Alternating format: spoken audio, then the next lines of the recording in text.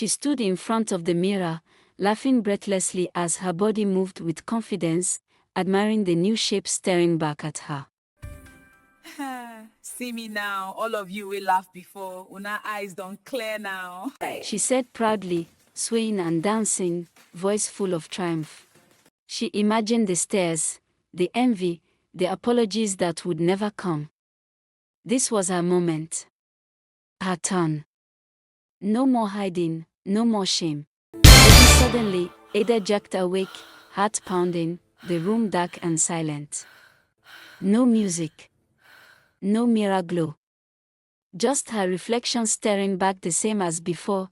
The dream faded, but the hunger it left behind refused to disappear. Ada stood in front of a cracked mirror, tugging nervously at her jeans. Her reflection stared back, cold and unyielding. She had always felt invisible, ordinary, overshadowed by the women she scrolled past online, flawless, confident, and seemingly untouchable. The more she compared herself, the more restless she became. Her phone buzzed with an ad, special transformation procedure, affordable, safe, quick. Her heartbeat sped up. Could this be the solution to years of insecurity? The words safe and affordable whispered hope into her desperate mind. She imagined walking into rooms with confidence, feeling noticed, finally worthy of admiration. Ignoring the small voice of caution in her head, she made a decision. The next day, she arrived at a small, unassuming clinic tucked away in a quiet Lagos street. The interior was dim and cramped, with peeling paint and a faint, musty odor. A receptionist handed her a clipboard with forms scrawled in sloppy handwriting. She barely glanced at them, eager to get started. Then came Dr. Namdi. Mid-30s, confident smile, sharp white coat, but his eyes were cold, calculating. "You're ready for your transformation," he said smoothly. Ada nodded, ignoring the uneasy feeling curling in her stomach. "Sign here, and tomorrow, you'll wake up as a new person," he said. She didn't read the form. Hope had blinded her. That night, Ada lay awake, heart pounding, visions of a perfect life filling her imagination. Little did she know, danger was already waiting in the shadows, and her desperation had made her vulnerable. The next morning, Ada returned to the clinic. The air felt heavy, the quiet hum of the broken air conditioner amplifying the eerie atmosphere. She followed Dr. Namdi into a small operating room, bright under harsh fluorescent lights. Surgical tools were laid neatly, but some were chipped and worn. Her heart raced as the anesthetic pricked her arm. Soon, a numbing haze overtook her, and visions of a perfect transformation danced in her mind. But then she noticed something unsettling.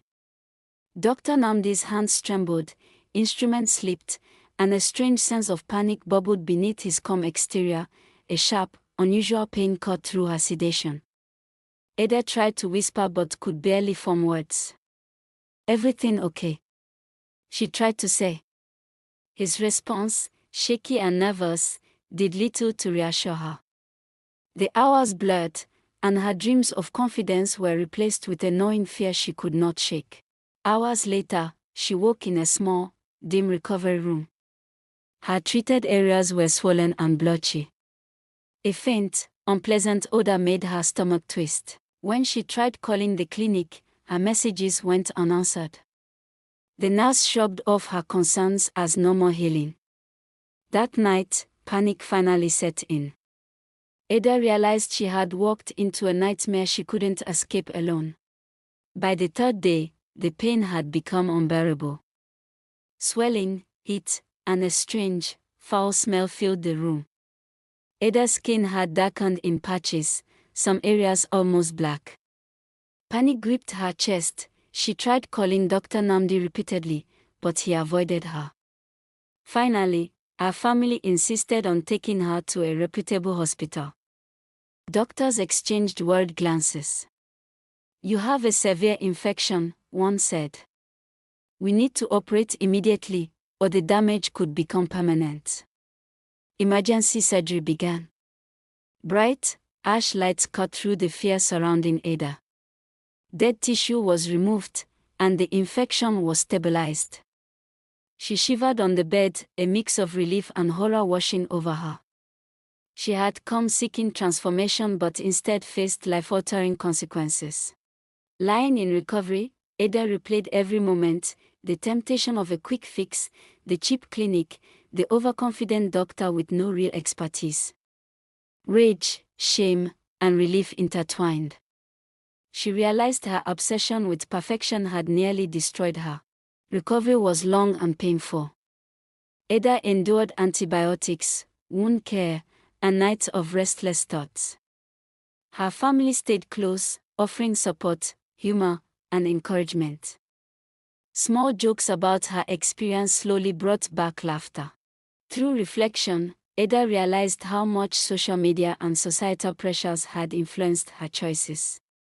Determined to prevent others from making the same mistakes, she began writing her story online.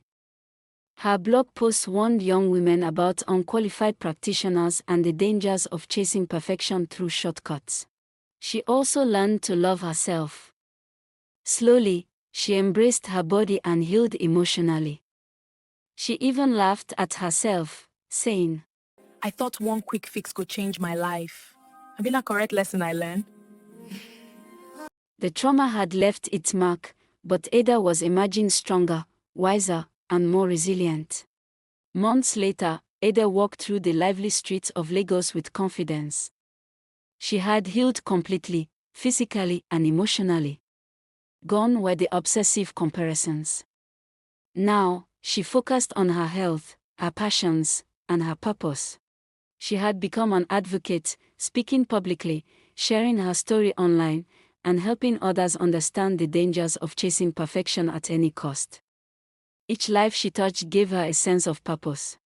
One evening, she stood on a rooftop, overlooking the city as the sunset painted the sky gold. She breathed deeply, feeling free and alive. She had faced danger, survived, learned, and grown. For the first time, Ada truly embraced herself, flawed, real, and resilient.